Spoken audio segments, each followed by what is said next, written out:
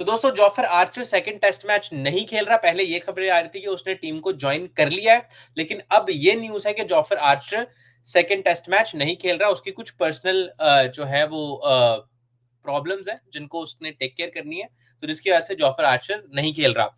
ये बहुत अच्छी न्यूज है। और इंग्लैंड का सेकंड टेस्ट मैच के लिए स्क्वाड वही है। अभी तक की न्यूज तो यही है। जिस तरह आज पहली हो गई है, ठीक है, कल मैच है, 2 तारीख को मैच है। तो अभी तक के लिए तो यही खबर है। नहीं, परसों मैच है, राइट, ठीक है। तो अभी तक तो खबर यही है कि इंग्लैंड की सेम साइड है, कोई चेंज नहीं है। तो अगर साइड सेम है तो आई वुड अगेन से, जिस तरह मैंने पहले टेस्ट मैच की बारी पे भी कहा था कि they will go on their strength. तो उनकी स्ट्रेंथ क्या है? वो है उनकी बैटिंग। तो वो अपनी स्ट्रेंथ पे ही जाएंगे। Even in the last test match उनकी बॉलिंग इतनी फारक थी, वो तो हमारा हमारा कोलैप्स हो गया। वो तो हमारे लड़के और यशस्वी ने 4 कैच छोड़ दिए, बाकी 4 पूरी टीम ने छोड़ दी, फिर भी यशस्वी नाच रहा था। ठीक है, वो लहता बात है कि वो डांस कर था और मूड में था, पता नहीं क्या था। तो अभी इसकी फील्डिंग को लेके भी एक खबर है, वो भी मैं आप लोगों को बताऊंगा। ठीक है, चलो, जो था जो भी था, लेकिन खबर ये है कि जॉफर आर्चर नहीं खेल रहा। अब इससे फायदा है इंडिया को। जी बिल्कुल फायदा है। उनका मेन बॉलर नहीं है, तो हमारा कोलैप्स जो पहले 100 रन पे 4-5 आउट हो जाते थे, अब जो है वो 150 रन पे 4-5 आउट हो जाएंगे। कोलैप्स इतना ही फर्क पड़ेगा। हमारे लड़के ऊपर से रन बनाते हैं, ठीक है, जब ऊपर से रन बनाते हैं तब नीचे से निकल जाते हैं, जब नीचे से रन बनते हैं तो ऊपर से जल्दी निकल जाते हैं। तो इनका ये चल रहा है। और ये इनका टेस्ट मैच में न्यूजीलैंड से चल रहा है इनका। ये इन्होंने ट्रेंड मेंटेन करके रखा हुआ है। ठीक है। अच्छा, दूसरी बात यह है यार, अगली खबर यही है कि यशस्वी जायसवाल के बारे में कहा गया है कि कोच ने कहा है फील्डिंग कोच ने कहा है कि अब यशस्वी जायसवाल को जो है वो गली में, पीछे बोल रहा हूं, अब उसको गली में जो है फील्डिंग नहीं करवाएंगे।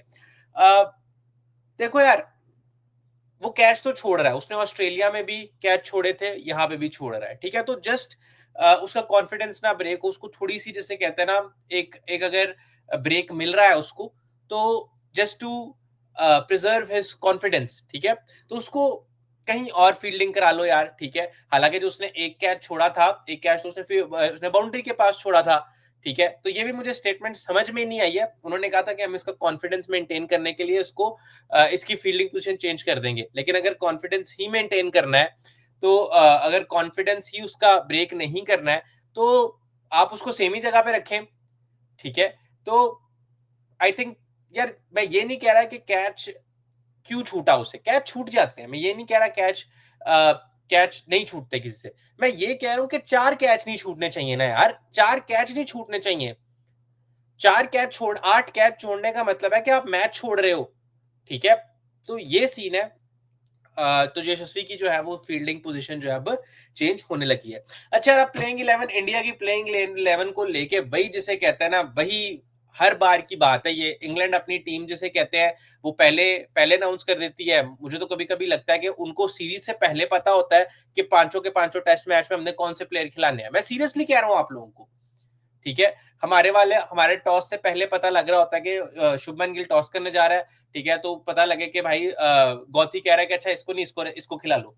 शायद सुबह के टाइम जैसे कहते हैं ना, ब्रेकफास्ट पे ये डिसीजन होता है कि जब ब्रेकफास्ट का मेन्यू डिसाइड हो रहा होता है ना, तभी डिसीजन बन रहा होता है कि अच्छा आज अगर अगर अब अंडा मंगवाएंगे तो अंडे के बदले इसको डालेंगे टीम के अंदर, करुण नायर को टीम के अंदर डाल देंगे।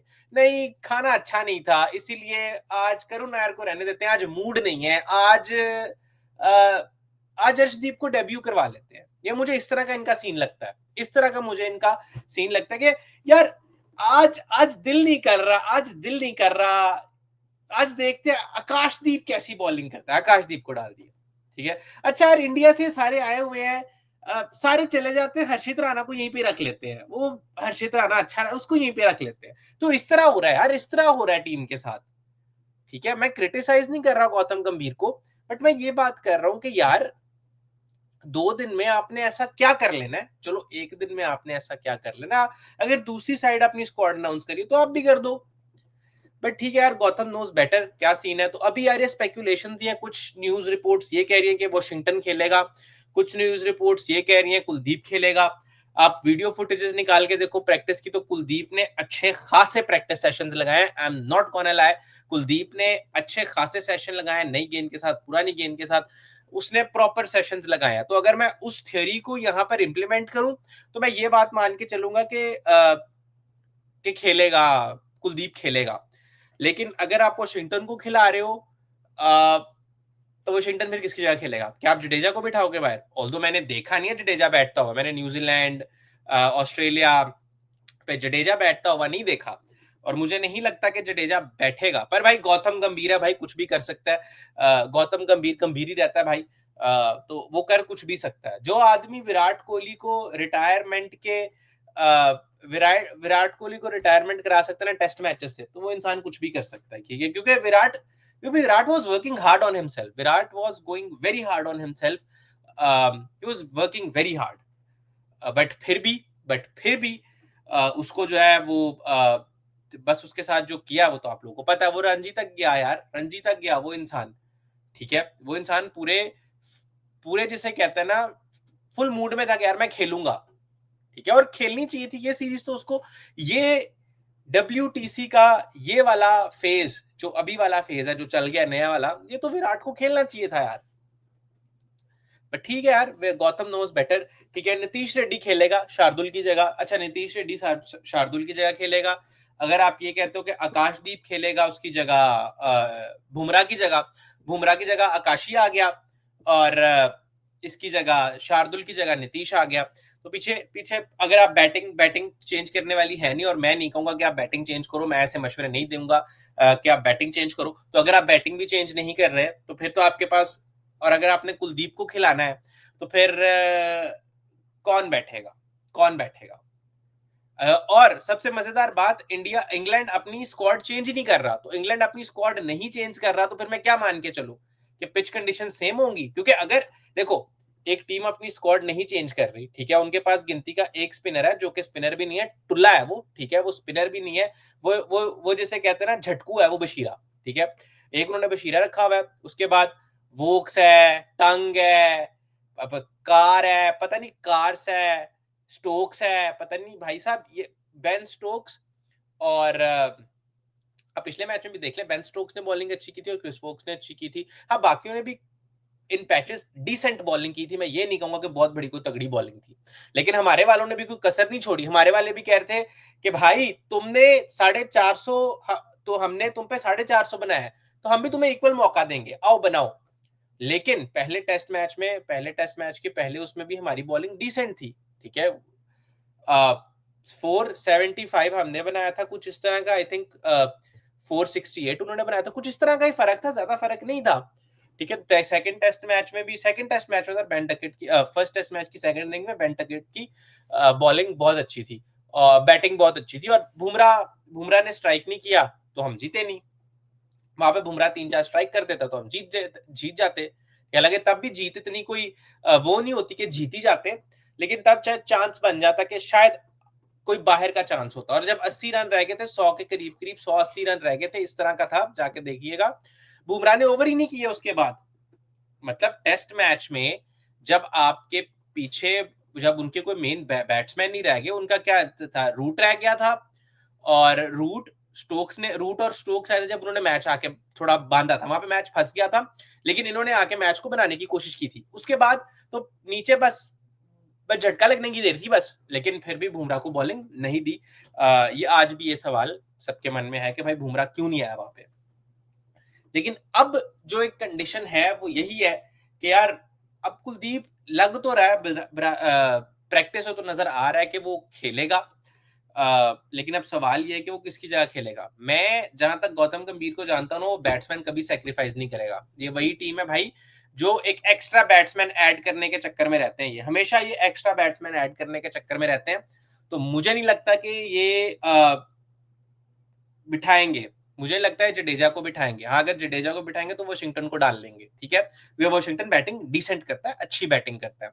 तो क्या फिर प्रसिद्ध बैठेगा? प्रसिद्ध की जगह स्पिनर आएगा, तो क्या फिर अब इंडिया 2 स्पिनर्स और 2 फास्ट बॉलर्स के साथ खेलेगा?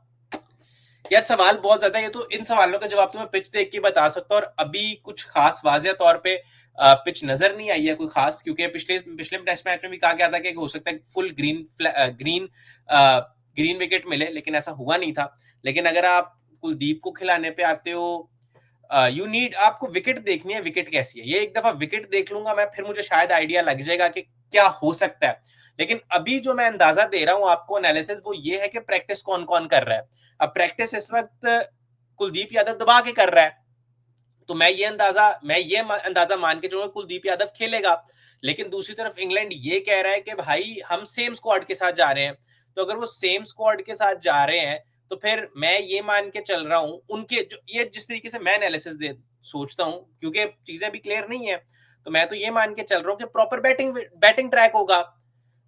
तो अब मल्टीपल चीजें आती हैं, फिर क्या हम प्रसिद्ध बिठाएंगे, क्योंकि सिराज तो नहीं बिठाएंगे, सिराज से तो इनको बहुत प्यार है, सिराज से तो इतना प्यार है इनको कि ये टेस्ट मैच में पिट रहे थे फिर भी इन्होंने सिराज को खिलाया था। भाई सिराज की क्या है, भाई सिराज की सेटिंग गौतम गंभीर के साथ कौन सी वाली तस्वीरें हैं गंभीर की सिराज के पास के, कुछ मसला है भाई, कुछ मसला है, क्योंकि सिराज हर दफा आ जाता है, सिराज कहीं ना कहीं से हर दफा घुस जाता है बीच में, कहीं ना कहीं से अपना रास्ता निकाल लेता है, कहीं ना कहीं से। आई एम नॉट, मैं उसकी उस पर डाउट नहीं कर रहा, उसकी फिटनेस पे डाउट नहीं कर रहा, ना ही मैं उसकी बॉलिंग स्किल्स पे डाउट कर रहा हूँ। He is an amazing bowler, he is a fantastic bowler. लेकिन आपके पास पीछे अर्शदीप भी पड़ा, आपके पीछे आकाशदीप भी पड़ा है, तो आपके पास ऑप्शंस पड़े हैं यार पीछे। अर्शदीप मैं मानता हूं कि उसने पंजाब किंग्स की तरफ से फाइनल और सेमीफाइनल में उस तरह की बॉलिंग नहीं की, प्रेशर में था, उस तरह की बॉलिंग नहीं हुई इससे, लेकिन इसका यह मतलब नहीं कि उससे बॉलिंग होगी नहीं टेस्ट मैचेस में। तो यार यही है मेरा, मिलते हैं अगली वीडियो के साथ, तब तक के लिए खुश रहिए और अपना ध्यान रखिए। See you in the next video, जैसी चीजें थोड़ी सी क्लियर होती है मैं आप लोगों को और चीजें तफसील में बता दूंगा। मिलते हैं अगली वीडियो के साथ, खुश रहिए, अपना ध्यान रखिए, see you in the next video.